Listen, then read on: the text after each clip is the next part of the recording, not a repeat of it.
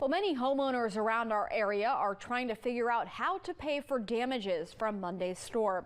Some have flood insurance, but we've heard from several people who said they were told they didn't need it, and now they'll have to pay out of pocket.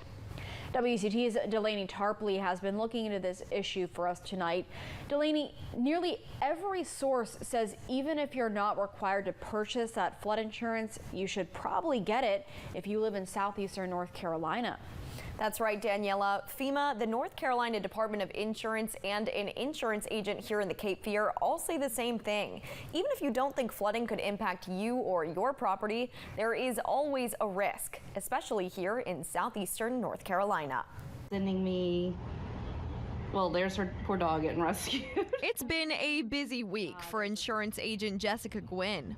We've had many clients lose all of their vehicles, their golf carts, the bottom levels of their home, and really just kind of flip their life upside down. Her company, Fairwinds Insurance, operates out of Carolina Beach, an area decimated by Monday's storm system. But she has sympathy for many people in other areas who were also impacted. But I think people started using that as the benchmark of, well, I didn't flood during Florence, so I should be okay.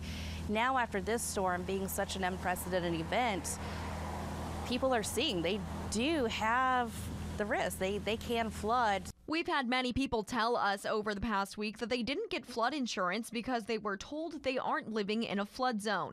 Now they'll have to pay out of pocket. Guinn says that if you can afford flood insurance, you should try to make it a priority, whether it's required in your area or not. FEMA agrees, saying on their website, quote, "Every property is vulnerable to flooding. Even if you're not required to have it, it's still a good idea to consider purchasing flood insurance protection. If you still choose not to purchase it, you have to be willing to accept the possibility that you could have to pay a lot yourself for damages." If you have flood damage, if there's water 4 feet into your home, are you going to have the funds? You're self-insuring at that point. You're the one responsible for replacing your items, replacing your flooring, your drywall, and all that, and those expenses can add up.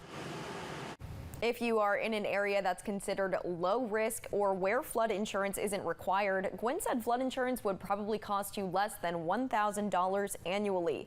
I also asked Guinn if she thought rates would go up after this storm. She said any strong weather event, along with inflation, will likely raise rates. But she said it probably won't happen anytime soon. For example, she said we didn't see Hurricane Florence impact rates until the past year or two.